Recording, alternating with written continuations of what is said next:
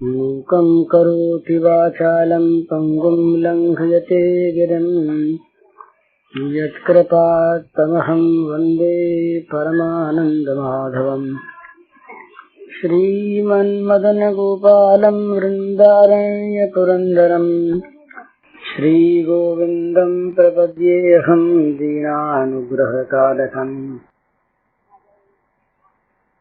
वंशीविभूषितकरान्नवनीरदाभात् पीताम्बरादर्णबिम्बफलाधरोष्ठात् पूर्णेन्दुसुन्दरमुखादरविन्दनेत्रात् कृष्णात् परं किमपि तत्त्वमहं न जाने। नवजलधरवर्णं चम्पकोद्भासिकर्णं विकसितनलिनास्यं स्फुरन्मन्दहास्यं कनकरुचिदुकूलं चारुबर्हावचूलं कमपि निखिलसारं नौमि गोपीकुमारम्। श्रद्धा से शरणागति प्राप्त होती है। शरणागति से सारी चिंताओं का, दुख का अभाव होता है और विश्वास से प्रेम उत्पन्न होता है। प्रेम तमाम आनंद का मूल है। तो श्रद्धा विश्वास ये दो चीजें ऐसी हैं जो जीवन को सर्वथा पवित्र सुख में बनाने वाली है। जिस वस्तु को हम नहीं जानते उस वस्तु के लिए श्रद्धा करनी पड़ती है। जैसे भगवान हैं, भगवान को प्राप्त करना चाहिए तो इसमें 4 तरह की श्रद्धा आवश्यक होती है। भगवान के अस्तित्व में श्रद्धा, भाई इसी में अगर संदेह हो भगवान है कि नहीं, ये संदेह जहाँ पर है वहाँ उनको पाने की इच्छा बहुत दृढ़ नहीं होगी। वस्तु के जिसके होने में संदेह है वो मिले न मिले इसका कोई प्रश्न नहीं आता। वस्तु है और वो मिलती है और उसका मिलना ही जीवन का सबसे बड़ा लाभ है। ये श्रद्धा होनी चाहिए। सबसे बड़ी लाभ की वो चीज है और मिलती है, तो मिलने वाली भी है और कोई उसके मिलने में लाभ नहीं तो उसकी तरफ कोई आकर्षण नहीं होता। और लाभ तो बहुत है पर वस्तु मिलने वाली नहीं है तब भी कोई उसके लिए प्रयत्न नहीं होता। तो परम लाभ की वस्तु है और मिलने वाली है, ये दूसरी श्रद्धा। और वो मिलने वाली है माना, पर कभी किसी को मिली भी है क्या वो वस्तु? तो तीसरी श्रद्धा ये कि बहुतों को वो वस्तु अब तक मिल चुकी है, उस सत्य का साक्षात्कार बहुतों ने अब तक किया है, ये श्रद्धा। नहीं तो ये हो कि भाई आज तक जब किसी को वस्तु मिली ही नहीं तो मिलने वाले भले मानते हैं, उत्साह नहीं होता। तो वो लोगों को वस्तु मिली भी है, बहुतों को मिली है। भाई बहुतों को मिली है, वो योग्य थे, अधिकारी थे, वो इसके लिए साधन कर चुके थे। हमसे कुछ बनता नहीं, हमको चीज मिलेगी ही नहीं। जहाँ ये आत्म अविश्वास है वहाँ भी प्रवृत्ति नहीं होती भगवान के मिलने की साधना में, तो हमको अवश्य मिलेगी। 4 बात हुई, भगवान हैं, एक बात भगवान का प्राप्त करना ही परम लाभ है और वो प्राप्त होते हैं, दूसरी श्रद्धा। अब तक बहुत लोगों को वे प्राप्त हो चुके हैं, तीसरी, और हमें अवश्य ही प्राप्त होंगे। तो ये जब जागृत होती है तभी उसमें सारी योग्यता अपने आप आ जाती है और सारे जो विघ्न हैं वो अपने आप हटने लगते हैं। और एक सिद्धांत यह है कि जितने भी संसार के भोग हैं ये प्राप्त होते हैं कर्म से। भोगों की प्राप्ति में कर्म की अपेक्षा है। हम भाई बीज बोएंगे तो उसमें से वृक्ष पैदा होगा, फिर वो फलित होगा, तब कहीं फल प्राप्त होंगे। पर भगवान की प्राप्ति में कर्म की अपेक्षा नहीं है, इच्छा की अपेक्षा है।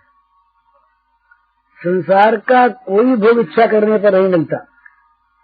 सभी इच्छा करते हैं, खूब धन मिले, खूब मान मिले, खूब अधिकार मिले, खूब आराम मिले। कौन इच्छा नहीं करता? पर मिलता तो नहीं सबको। तो संसार की वस्तु में कर्म का फल है।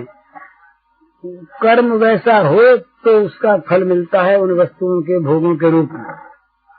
पर भगवान किसी कर्म का फल नहीं है, वो किसी बीज से उत्पन्न कोई फल नहीं है। वे सदा हैं, सर्वत्र हैं, सब जगह हैं, सब समय हैं, सबके लिए हैं। तो उनकी प्राप्ति इच्छा से होती है। इच्छा तीव्र हो तो भगवान की प्राप्ति हो जाती है निश्चित। और अपने पहले ही बात हुई थी, 7 बातें ऐसी हैं दोनों तरफ कि जिनका विचार करने पर मनुष्य अपना कर्तव्य निश्चय कर सकता है। एक बात तो ये कि भगवान की प्राप्ति होती है इच्छा से, तो भोगों की प्राप्ति होती है कर्म से। ये बड़ा अंतर है। इच्छा करने पर भोग नहीं मिलते, कर्म करने पर भोग मिलते हैं। कर्म करने योग्य स्थिति हमारी रहे न रहे, जीवन रहे न रहे, कर्म तो लंबी चीज है। तो इच्छा हमारी अभी तीव्र हो जाए तो अभी काम बन जाए। तो भगवान की प्राप्ति होती है इच्छा से, भोगों की प्राप्ति होती है कर्म से। एक बात। दूसरी बात, भगवान जब प्राप्त होते हैं तब पूर्ण होते हैं और भोग कभी पूर्ण होते ही नहीं। ये निश्चित सिद्धांत है। भगवान में अधूरापन कभी नहीं रहता। पूर्ण से पूर्ण मादाय पूर्ण मेवावशिष्यते, पूरे में से पूरा निकाल लिया जाए तो पूरा बचता है। वो कभी पूरे से कम हो नहीं सकता। ये भगवत्ता है। और भोग कभी पूरे होते ही नहीं। जिस किसी भोग को हम प्राप्त कर लें वहीं पर उसकी कमी हमारे सामने आ जाएगी। ये चीज और हो तब काम बने। तो भगवान प्राप्त होंगे पूरे और भोग कभी पूरा प्राप्त होता ही नहीं। दूसरी चीज। तीसरी चीज, भगवान प्राप्त होकर के कभी बिछुड़ते ही नहीं और भोग कभी रहते ही नहीं साथ। कोई भी भोग हो, धन हो, मान हो, इज्जत हो, स्वास्थ्य हो, पद हो, अधिकार हो, कुछ भी हो, इन सब का वियोग अवश्यम भावी है। इन सब का विनाश निश्चित है। हमसे इनका बिछुड़ना अवश्य होगा। तो भगवान प्राप्त हो करके कभी बिछुड़ते नहीं, नित्य को रहता है। और भोग का वियोग निश्चित है, वो बिना बिछड़े रहते ही नहीं। 3 बात। चौथी बात, भगवान को प्राप्त होने की जब इच्छा उत्पन्न होती है कभी से मनुष्य पापों से छोड़ने लगता है। तो जितने भी असद आचरण हैं ये सारे के सारे भगवत प्राप्ति के मार्ग में बाधक हैं। तो भगवान को प्राप्त करने की इच्छा करते ही साधन में प्रवृत्त होने पर सारे पाप छूटने लगते हैं और भोगों की इच्छा होती पाप होने लगते हैं। स्वाभाविक। भाई धन चाहिए और बड़ा मन है उसके लिए, ललचाया मन, हमारे पास तो है नहीं दूसरे के पास है तो चलो कैसे लो उसको, ललचाया ना मन। तो भोग की जहाँ प्राप्त करने की इच्छा हुई वहीं पाप शुरू हो गए। ये भगवान ने गीता में बताया कि भाई पाप क्यों होते हैं। तो भगवान ने कहा कि ये भोगों की कामना थी। तो चौथी बात। पांचवी बात, भगवत प्राप्ति की साधना में लगते ही चित्त शांत होने लगता है। साधना में शांति आती है, चंचलता का नाश होता है और भोगों के प्राप्त करने की साधना में नित्य शांति रहती है और अशांति उत्तरोत्तर बढ़ती रहती है। ये पांचवी बात। भोगों में मन रहा, चित्त अशांत रहा, भोगों में ममता रही, तो मरते समय बड़ा दुख होगा।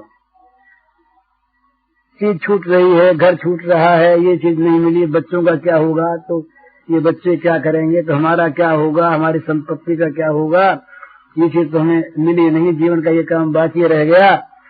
ये नाना प्रकार से अशांत मृत्यु होती है, दुख से मरता है भोगों का चिंतन करते हुए। भगवान ने कहा कि ऐसा जो लोग है, ऐसे जो लोग होते हैं वो प्रलयांतम उपाश्रिता, चिंता में परिमेयांश प्रलयांतम उपाश्रिता, मरण के अंतिम क्षण तक अगर होश रहता है तो उन्हें अपरिमेयाम चिंता एक दो नहीं, अपार चिंताएं लगी रहती है। चिंता नहीं मरते, सुख से मर नहीं सकते। और जिसका भगवान में मन है वो तो बड़े मजे में मरता है, सुख से कि अब जा करके भगवान से मिलेंगे। वो तो आनंद धाम में जाने के लिए यहाँ शरीर छोड़ता है, सुख से मरता है। ये छठी बात। तो सातवीं बात, मरने के बाद जिसका भोगों में मन रहा, पाप में मन रहा, वो तो नरकों में जाता है, बुरी योनि में जाता है। और जो भगवान में मन लेके मरा वो भगवान को पता होता ही है। अब 7 बातें हैं हमारे सामने। भगवान की प्राप्ति इच्छा से होती है, भोग की प्राप्ति कर्म से होती है। उसका मिलना कठिन, इनका मिलना सहज। भगवान अधूरे नहीं मिलते, पूरे मिलते हैं, भोग कभी पूरे मिलते ही नहीं। दूसरी बात, भगवान मिलकर कभी बिछोते नहीं, भोग कभी रहते नहीं। तीसरी बात, भगवान भोगों की प्राप्ति की इच्छा करती, पाप शुरू हो जाते हैं, और भगवान की प्राप्ति की इच्छा होती, पाप कम होने लगते, मिटने लगते हैं। चौथी बात, भगवान की प्राप्ति की साधना में शांति बढ़ती है और भोगों की प्राप्ति की साधना में शांति बढ़ती है, जीवन दुखी रहता है निरंतर। छठी बात, भगवान में जिसका मन लगा है, भगवान की साधना करता है, वो शांति से मरता है, सुख से मरता है, भगवान में मन लगाए मरता है। और जिसका भोगों में मन रमा हुआ है वो शांति में मरता है, दुख में मरता है, भोगों में मन लेके मरता है। छठी बात, और भगवान में जिसका मन है वो मरने के बाद निश्चित भगवान को प्राप्त होता है, और जिसका भोगों में मन है वो बुरी योनियों में नरकों में प्राप्त होता है। तो भाई ये बात तो सुन ली, पर भगवान भी अगर हो तो मिले ना, क्या पता है कि नहीं। तो उसमें एक युक्ति है। वो युक्ति ये है कि भगवान की सत्ता वास्तव में तो सिद्ध होती है, पहले बात अपने हो चुकी श्रद्धा विश्वास से ही, तभी उनका अंतरंग मालूम होता है। पर हम जगत को भी अगर देखते हैं, सारे काम जो प्रकृति में नियमित रूप से होते हैं, सूर्य का उगना, अस्त होना, चंद्रमा का उदयास्त, नक्षत्रों की गति, समुद्र का सीमा में स्थिर रहना, ये एक बीज से ठीक वही फल उत्पन्न होना, सारी चीजें ऐसी हैं जो सिद्ध करती हैं कि किसी बुद्धिमान कुशल चेतन के द्वारा निर्मित और संचालित हैं। तो मान लें कि नेचर अपने आप करे, प्रकृति में अपने आप हो रहा है, तो जड़ नेचर ऐसा नहीं कर सकती। उसमें कोई न कोई चेतनता होनी चाहिए, और हम जो चेतन नेचर है उसको ईश्वर मान लेते हैं, कोई आपत्ति की बात नहीं। जो चेतन है, जड़ नहीं, और जिसके द्वारा सब कुछ होता है वो ईश्वर है। तो यूं सिद्धि होती है ईश्वर की, और इसमें बहुत प्रमाण है। परंतु एक बुद्धिमानी की बात है, विचार के लिए युक्त संगत, तो एक आदमी मानता ईश्वर है और दूसरा मानता नहीं है। नहीं है, दोनों के लिए नहीं है, मानने वाले के लिए भी नहीं है, न मानने वाले के लिए नहीं है, नहीं है बस। लेकिन जो मानता है वो तो ईश्वर की प्राप्ति के लिए प्रयत्न करता है, और जो नहीं मानता प्रयत्न ही नहीं करता। और ईश्वर की प्राप्ति के प्रयत्न में कोई घाटा नहीं है, लोक में भी। भाई आज तक भी, अब भी संसार में इतनी बात अब तक भी है कि सच बोलने वाला, सेवा करने वाला, त्याग करने वाला, भलाई करने वाला, इंद्रियों को रोकने वाला भला तो माना जाता है, और उसके सुख भी संसार में मानसिक सुख बढ़ते हैं। तो भगवान के भगवान हैं ये विश्वास होगा तो कम से कम उसमें इन गुणों का विकास होगा। साधना में यही गुण आनेंगे। ईश्वर से डरेगा तो कुछ पाप का भी भय लगेगा, बचेगा। तो ईश्वर अगर नहीं भी हुए तो घाटे नहीं रहा हो, कुछ अच्छे गुण उसमें आए। संसार में नास्तिक भी अगर सत्यवादी होता है तो उसको अच्छा कहते हैं। घर पे कुछ लगा नहीं, कुछ हानि हुई नहीं, समाज में प्रतिष्ठा ही हुई और कुछ लाभ नहीं हुआ, लोगों ने अच्छे समझा, मान ही मिला, बड़ाई मिली, और बुरे कर्मों से डरे तो जेल खाने से बचे, बदनामी से बचे, ये लाभ हुआ। तो उससे कुछ घर से लगा नहीं। और अगर न विश्वास हुआ तो कहेंगे कौन परलोक और कौन पुनर्जन्म और कौन भगवान, जो कुछ है तो यही है। तो छल से, कपट से, छद्म से, बदमाशी से, चोरी से, डकैती से बस भोगों को पैदा करो और भोगो, यही काम रहा। तो संघर्ष होगा, कलह होगी, विद्वेष होगा, बैर होगा, हिंसा होगी, अशांति रहेगी, दुर्गुण फैलेंगे और बदनामी भी होगी। नहीं है तो नहीं है, तो घाटे नहीं है। पर यदि है तो जो नहीं मान के छोड़ देगा वो घाटे में रह जाएगा बड़ा भारी। अगर ईश्वरों के बात सत्य है, और सत्य है ही, पर यदि अगर भी हम लगा दें कि अगर ईश्वरों के बात सत्य है तो मानव जीवन का उद्देश्य भगवत प्राप्त करना है, तो इस उद्देश्य में वो अगर लगा ही नहीं तो जीवन के बड़े भारी सुअवसर को उसने खो दिया, व्यर्थ, एक वंचित रह गया वो बड़े सौभाग्य से जो उसे प्राप्त हुआ था करने के लिए, तो बड़े घाटे में रहा। और जो उसको मानता है वो प्रयत्न करके पा भी ले सकता है, तो लाभ में रह गया। इस युक्ति से भी मनुष्य को चाहिए कि वो अगर अविश्वासी भी है तभी कोई घाटे की चीज नहीं है, ईश्वर को मान करके अपने जीवन को उस तरफ मोड़े। और दूसरी बात यह है कि इसमें ये मानना चाहिए कि भाई नारद, व्यास, वशिष्ठ, सुखदेव, जिनके जीवन में हम अत्यंत पवित्र त्याग पाते हैं, जिन्होंने पैसे का त्याग किया, जिन्होंने आराम का त्याग किया, और जिनकी इतनी प्रगाढ़ विद्या है, मैंने हम कह सकते हैं कि भाई भावुक थे, अच्छे तो आदमी थे पर बहुत गहरी बुद्धि वाले नहीं थे, भावुक आदमी थे, और वो प्रवाह में बह गए, भगवान भगवान चिल्लाते रहे। तो ऐसी बात नहीं। बहुत बड़े बड़े दार्शनिक यूरोप के जो आज विद्वान माने जाते हैं, वो भी जब व्यास के सूत्र को देखते हैं, शंकराचार्य के जब ग्रंथों को देखते हैं, तो चकित रह जाते हैं कि इतने बड़े फिलोसफर तो यही हुए, उनका मस्तक नत हो जाता है। तो इससे ये बात सिद्ध होती है कि ये मूर्ख नहीं थे, बुद्धिमान थे, और उन्हें हमसे कुछ लेना नहीं था, इसलिए वो झूठ बोल के हमारी प्रताड़ना करते। सो बात भी नहीं, बुद्धिमान भी थे और प्रताड़क भी नहीं थे। तो इस अवस्था में जब वो अपना अनुभव जीवन का बता रहे हैं, तो वो कह रहे हैं कि भगवान है और भगवान की प्राप्ति होती है, तो हमें उनकी बात पर श्रद्धा करनी चाहिए। श्रद्धा करने पर भगवान की एक सुंदर कल्पना हमारे मन में आती है।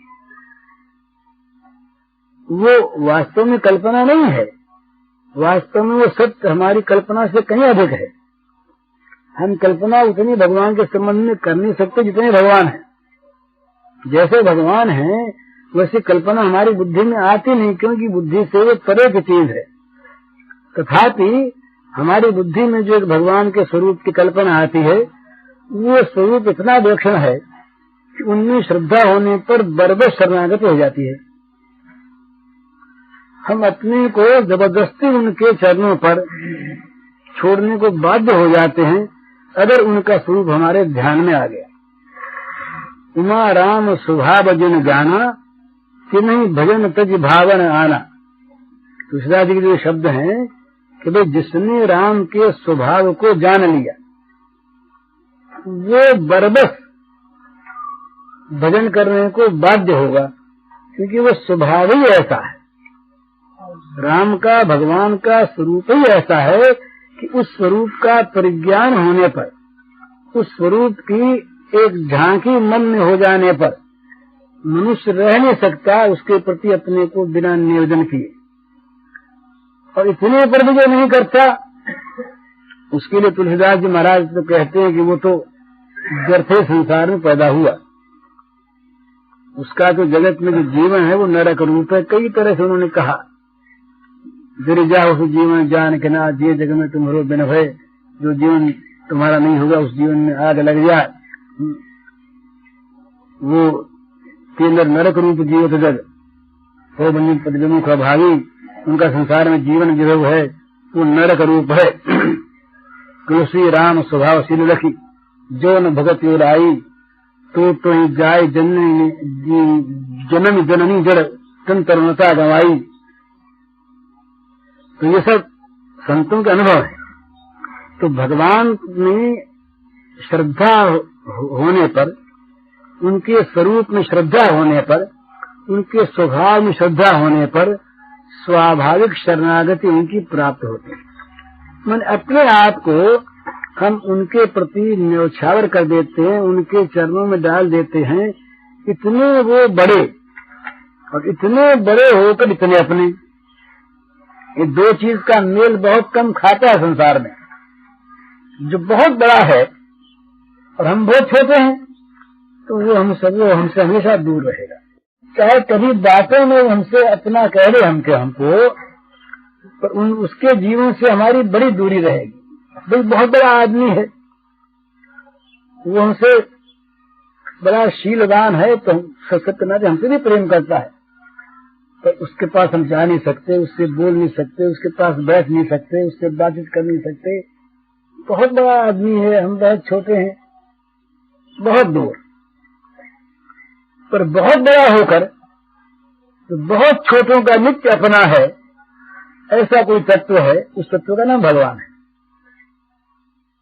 तो भगवान ने ये कहा, गीता में अपने रूप को बताया, भोक्तारम यज्ञ तपसाम सर्वलोक महेश्वरम। जितने भी यज्ञ तप होते हैं, अच्छे काम होते हैं, जिस किसी के लिए हो, उन सारे के सारे भोगों का भोक्ता मैं हूँ। मेरे पास में जाते हैं और मैं हूँ कैसा, तो कहा सर्वलोक महेश्वरम। सारे लोगों के जो ईश्वर हैं उनका महान ईश्वर मैं हूँ। इतना बड़ा। हमारे जो बड़े हम मानते हैं, भाई क्या तो किसके पास 2-4 करोड़ रुपया हो वो बड़ा, क्या जिसका अधिकार बड़ा हो, जवाहरलाल जी हमारे लिए बहुत बड़े। पर एक ही देश के वो प्रधानमंत्री हैं ना, सब देशों के तो नहीं है। और सब देश जो हमारे इस विश्व के हैं, इतने न मालूम कितने अंतरिक्ष हैं, कितने ग्रह वगैरह उनके तो नहीं है। पर जो भगवान सारे लोगों के ईश्वरों के महान ईश्वर, तमीश्वराणाम परमम महेश्वरम, श्रुति में आया कि वो ईश्वरों के जो परम महेश्वर हैं, महान ईश्वर हैं, वो ईश्वर कहते हैं सुहृदम सर्वभूतानां। स्वयं कहते हैं इतना बड़ा मैं, और एक नगण्य प्राणी है, तुच्छ से तुच्छ, जिसकी कोई कहीं गिनती नहीं, कोई जानता भी नहीं, उसका भी मैं अपना हूँ। सुहृद माने अपना,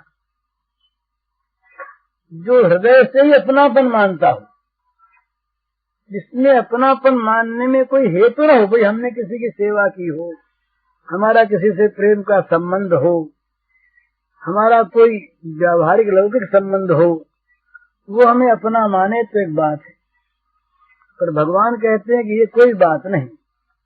सुहृदम सर्वभूताना, प्राणी मात्र का मैं अपना हूँ, सुहृद हूँ।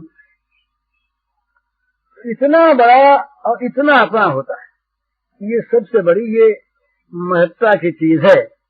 सुदामा से श्री कृष्ण मिले भगवान के नाते, इसको हम थोड़ी देर के लिए छोड़ दें। बड़े आदमी थे, उनमें शालीनता थी, कुछ था, पर वो दोनों की स्थिति एक सी होती उनकी, तो इतना कोई महत्ता नहीं थी उनकी। सुदामा से कोई ब्राह्मण मिलता गले लग करके तो कौन बड़ी चीज थी। तो श्री कृष्ण से द्वारिका नाथ से कोई अयोध्या नाथ आकर के मिलते तो कौन बड़ी चीज थी, उसमें क्या महत्ता थी। तो दरिद्र ब्राह्मण, जिसके पहनने को कपड़ा नहीं, जिसके पास कोई सामान नहीं, पैर में जूती नहीं, मैला कुचैला भूखा, उस ब्राह्मण से राजमार्ग पर सड़क पर खड़े होकर पब्लिक रोड में वो गरबैया डाल करके और हृदय से लगा करके मिलते हैं, रोते हैं प्रेम से। इसको देख करके तमाम द्वारिका शब्द रह गई कि भाई प्रेम हो तो ऐसा। तो बहुत बड़ा जब बहुत छोटे से मिलता है तो उसकी बड़ी भारी महत्ता होती है, उस महत्ता की कोई सीमा नहीं है। तो ये भगवान जो हैं ये इतने बड़े, इनसे बड़ा कोई है नहीं। महतो महियान, इनके लिए श्रुति कहती है महतो महियान। जितने बड़े हैं उन बड़ों में सबसे बड़े, जिनके बड़ेपन का भी वर्णन को हो नहीं सकता। बड़े कितने बड़े तो संख्या ही नहीं। हम असीम कहें तभी एक सीमा होती है।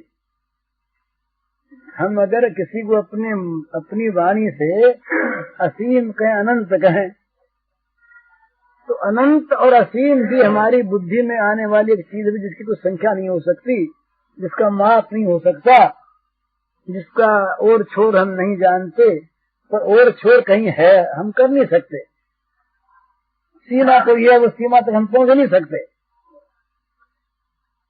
जो ऐसी वस्तु है कि वो नित्य नित्य एक है और अनंत है, असीम है, उस वस्तु की सीमा हम कर नहीं सकते। इतना जो बड़ा है वो बड़ा, जो अत्यंत सीमित है, क्षुद्र है, उस क्षुद्र के साथ बिना हेतु के जो प्रेम करता है, ये सबसे बड़ी भगवान की महत्ता है। ये महत्ता भगवान में है। इस महत्ता को लेकर के भगवान बड़े हैं। इसलिए ये जब श्रद्धा भगवान में होती है, जब भगवान के इतने बड़प्पन का हमें ध्यान होता है, तो स्वयं हमारा चित्त लुट पड़ता है उनके चरणों में कि भाई कहाँ हम और कहाँ ये। और शरणागति होते ही दो बात आ जाती है। ये अपने पहले भी बात हो चुकी है। दो ही चीज संसार को जलाए डालती है, एक भय और एक शोक। वस्तु चली न जाए ये भय है, उसका मिलना रुक न जाए ये भय है, चिंता है, और चली गई शोक है, विषाद है। तो ये दोनों मिट जाते हैं भगवान की शरणागति होने पर।